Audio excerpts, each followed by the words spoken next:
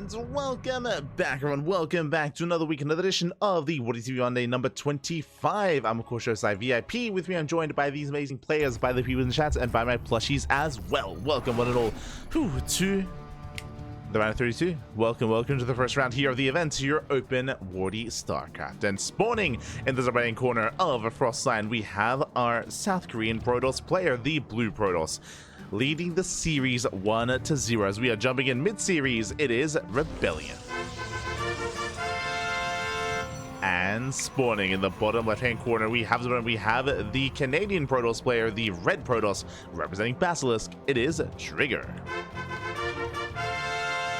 And if you're in the chat, you know what time it is. It is Gamba time. Predictions are open. Place your bets on who you think will claim the series. Best of luck in the chat as we are jumping into our best of 3. Now, again, I do apologize. The series is halfway, or in a way, halfway through. We did miss out on game 1. Originally, we were going to be casting for Jumi versus Baby Marine, and if you notice, that was what our initial title was stated to be. But then we found out that Wardi was going to be jumping on that series as well, and the last thing we want is to have both English streams covering the same series and going in the same direction. Would have loved to have seen Jumi versus Baby Marine into Shin, but alas, Wardi has that area of the bracket covered, so we did decide to hop over, find another series. We weren't quite fast enough to get into game 1, but at least we're here for game number 2, into our PvP, ReBellioN versus Trigger. Again, this is our, and again, coming into this, like, I was going to be favoring Trigger, of course. ReBellioN, he's an amazing player to try to fight back against him, but to see ReBellioN up 1-0 already is crazy. I wish I saw the game. I wish I knew what the hell happened. No idea, but already we're popping up. Already we are kicking things off here with a proxy pylon from Trigger. So, back at home, ReBellioN, he scouts, he sees that the pylon is missing, and what is this going to lead into? This is going to lead into it, most likely, proxy Stargate. There's a prime location for a Stargate to go into the main base of ReBellioN to get some economic damage done early on. What I can say about the last game is that it was around a 12 to 14 minute game, so it was relatively long. It does mean that most likely both players got into the mid game in game number 1, and there it is, no surprise, Stargate out of Trigger. So this is going to be the initial Stargate. Meanwhile, ReBellioN back at home, just 2-gate opener, pylons in the main, going for a Twilight Council opener instead. Bold move.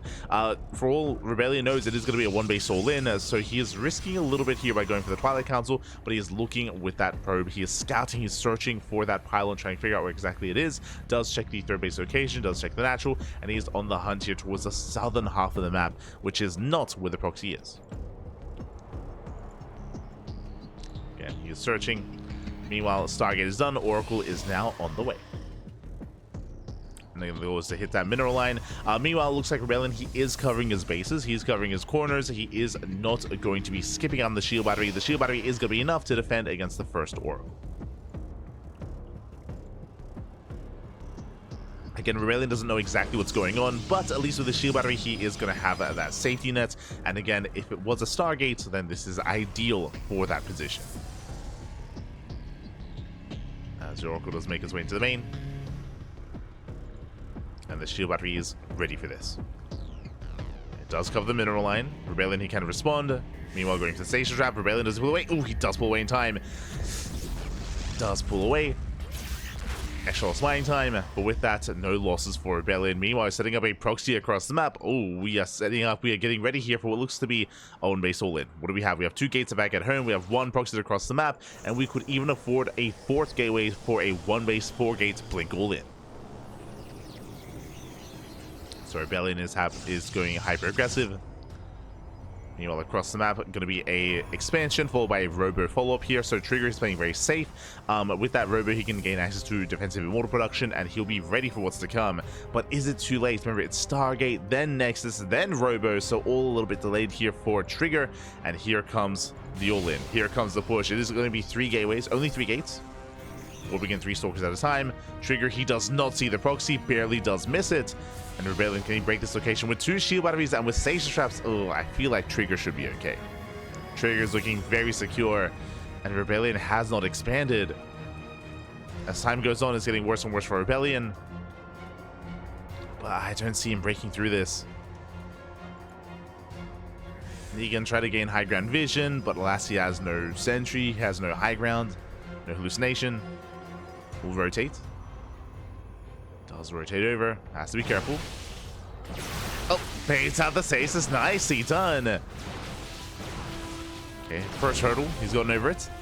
Meanwhile, the immortal shields have been triggered, which means we should be diving in momentarily. There's another stasis. Oh, and we can see Trigger. He does intentionally move towards that stasis trap. Trying to bait ReBellioN into the dive. So hoping to bait. Oh, he does go for it. And he gets caught out. The immortal will survive. And with that, Trigger he holds. Yeah, Trigger he holds. He shuts down the all-in. The longer this goes on, the worse it is. Still no expansion. You can see ReBellioN is he's hoping that maybe there is another stasis trap. But that was brutal. And now we have two immortals. Yeah, now there's two immortals here. Shields get triggered, Stalkers they get locked down. And Trigger is stumbling out of control. He's completely shutting down the army. GG gets called as Trigger holds, and Trigger ties up the series 1-1. We are going to the ace match. Let's go. We are going to the ace match. And from here, we'll see how this story ends. See how this ends. Could you stream Clan vs Farmy after the game? No. We do typically follow our players into the next series. So we're going to be covering Trigger versus ReBellioN. Winner goes up against most likely Bunny. So we're going to be focusing on the lower half of the bracket. We'll be going over the rest of the bracket after this series. But typically we do stay in each other's lanes. What I mean by that, Wardi has the upper half of the bracket right now. We have the lower half, so we're trying to ideally avoid each other for as long as we can until the semis. Then we join forces, then we come together. So Wardi has the upper half, we have the lower half. That is the plan. But you know, hopefully there may be some other language casters. I know that Coca usually casts Clem quite like religiously, so usually Coca is all over Clem.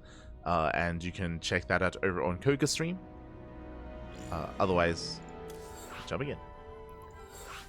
Otherwise, we're going to be getting into that ace match. Here we go.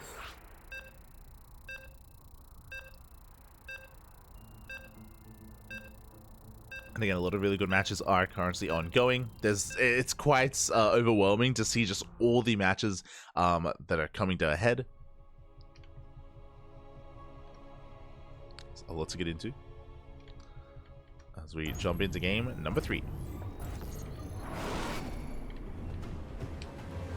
And spawning in the bottom left-hand corner of the amygdala, we have our South Korean Protoss player, the blue Protoss, representing clan A2P. It is ReBellioN. I didn't ask him what this stands for, A2P. I know that it's Renny Hour's team or his clan. I'll let you know what it stands for. As spawning in the top right-hand corner, we have the Canadian Protoss player, the red Protoss representing Basilisk. It is a Trigger. And again, such a good read out of Trigger. Initially to go for the proxy, to go for harassing damage, but to read and predict that ReBellioN would go for a one-base all-in as a response. And Trigger, he was so ready for it with the stasis traps, with 2 shield batteries, with the immortal, actually I should say, with the robo follow-up into the immortal production as well. Just a really solid game state there from Trigger. From there, to get out of here. Among SC2 people. Oh, there you go. There you go. Among Us? Among Us. Oh, no. I always thought ReBellioN was very sus. Very sus. Ay.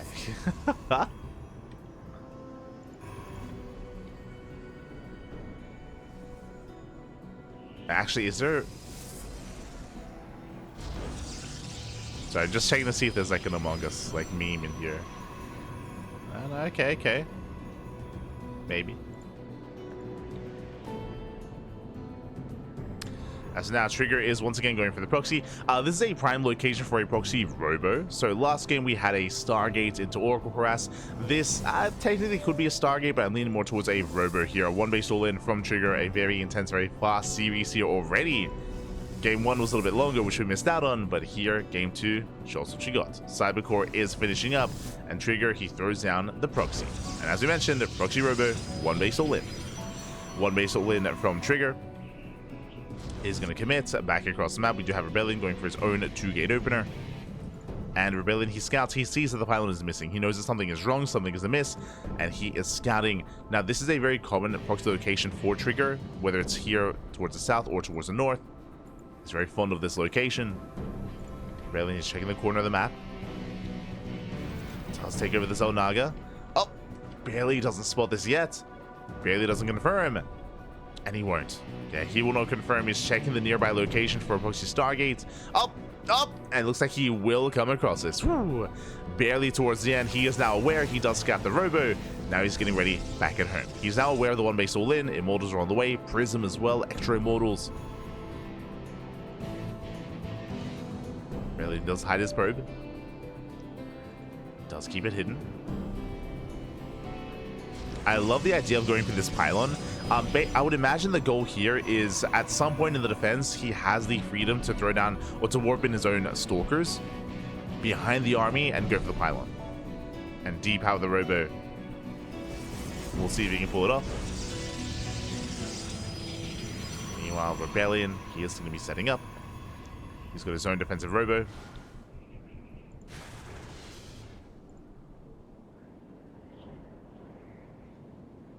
Trigger moving in. And here we go. He does commit to the shade. Oh! Does commit to the main. Doesn't quite commit. Ooh, does force no reaction.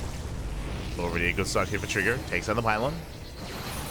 Nice force field. Locks down the units. Oh my god, that should not have happened. 1, 2 stalkers are going to be going down. And Ep's under fire. Yeah, very nice catch here from ReBellioN. The Prism a little bit too late. Adept commits to the shade. He's going to get a couple of workers. But the punish is real. Oh god, as we are getting more worker kills here. 3 probes. That should not be happening. Yeah, 3, 4 workers going down. ReBellioN! No, he doesn't notice. It's taken too long. 5 probe kills. 6 probes. Oh my god. Yeah, far too much damage. Immortals on the way. Still not making use of the pylon. Going for his own prism across the map. And going for his own counter damage. But right now, ReBellioN, he... god, the economy, it's hindered. It's not there. He's down 4 probes. Trying to rebuild. Again, it was such a strong start for ReBellioN and then fumbled the ball a little bit towards the end.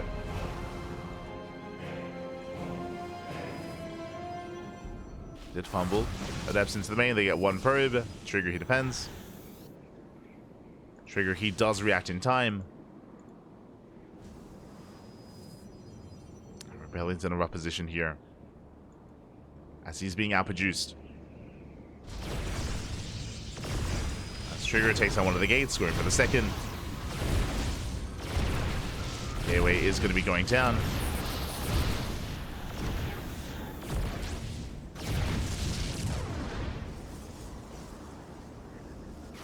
Meanwhile, here comes the intercept. Going for the pylon. Is going for the pylon, and he will barely target it down. Whew. Okay, not bad. Depowers a robo. Does depower, will lose a stalker. Does lose a stalker in the process. Prism now out of position. Oh. Rather, he could try to... I was going to say he could go for a fight, but not quite. As a sentry for Trigger, he can force field the ramp. And the Prism's moving up for a counterattack.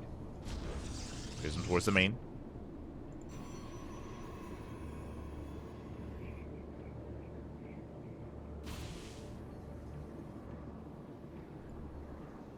Prism is denied. Drop behind the mineral line. Once again, ReBellioN just falling behind economically. Losing another 4 workers. But this will come down to the main fight. But I still favor Trigger there as well. Again, he's got 3 Immortals here. I mean, 5 in total. How do you break that? Yeah, I don't know if you do. I mean, at least it's only going to be 5. True. Like, the robo is depowered. So there aren't any more Immortals. At this stage of the game, yeah, I was going to say that we may as well expand. So Trigger is knocking down that gateway.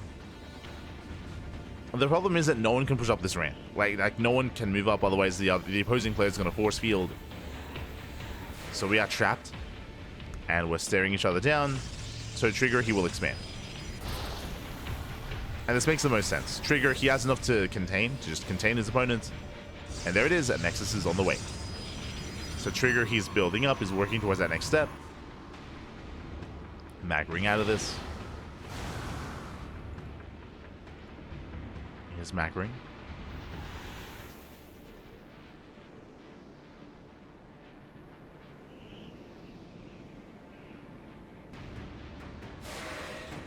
ReBellioN going for his own drop. Alastair are reinforcements back at home.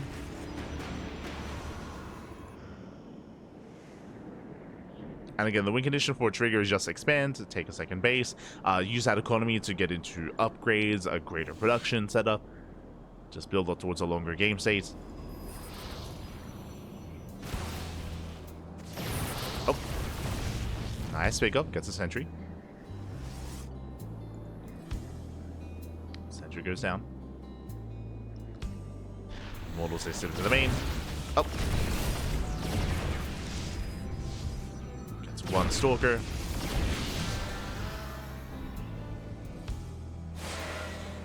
Trigger going into Phoenix production. Okay, Stargate Oracle into Phoenix. Interesting. There's a recall back home. Oracle's on the way. Phoenix is going to be a good alternative here to deal with those Immortals. And ReBellioN, he saw the expansion. He knows that Trigger is expanding, is getting another base. As he tries to shade out, it does break out. Ferries down his Immortals. I mean, ReBellioN, he can take an Immortal lead, as he has a Robo and Trigger does not. But right now we're even. Even on Immortals. Robo's going to go down. And the armor supplies are very close. They're very close. They're very similar. Alas, Trigger, though, he's going to be fighting with the help of shield batteries. So shield batteries are going to be a factor. Likewise, Phoenixes, they can zone away that Prism and even crowd control and lift up those Immortals. Oh! Does catch Stalker. Adept, Sentry as well. He gets the trifecta. Nice big goes here by Trigger. Adept's a thread in the shade.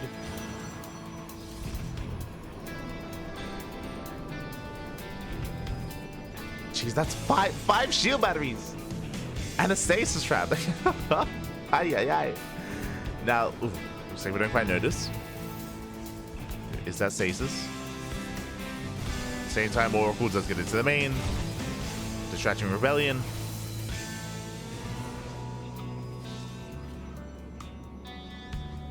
And probes are going down. ReBellioN doesn't commit and pushing into 5 shield batteries. I mean, again, how do you do this? He's gonna try it. It does push forward. Immortals, they do get buried back. A big micro there from Trigger, and Trigger's not losing anything. Yeah, he doesn't lose anything here. The shield batteries, they put in a lot of work. And with that, he's breaking out. Lifts up the Immortals, takes down 3 of them. Just waiting for the shield batteries to run out. And then he can break through. Then he can, and he will. Looks down the Immortals. They're going for the Prism. Prism's gonna fall. And there's nothing left. There's nothing here. GG gets called. And despite going to the ace match here, Trigger, he is gonna take it. Good luck for the next round. And Trigger, he will advance on into the round of 16. GG. GG, well played. Congratulations here to Trigger. I mean, Trigger did come in as the heavy favorite, which is why I'm surprised, which is why I'm pleasantly surprised to see ReBellioN take the first game and force the ace match as well. Unfortunately, we did miss out on the first game, but regardless, well played nonetheless, and congratulations to Trigger as he does advance on to face off against his next opponent. The question becomes, who exactly is it? We're here to find out. !B in the chat to have a look at the back of yourselves.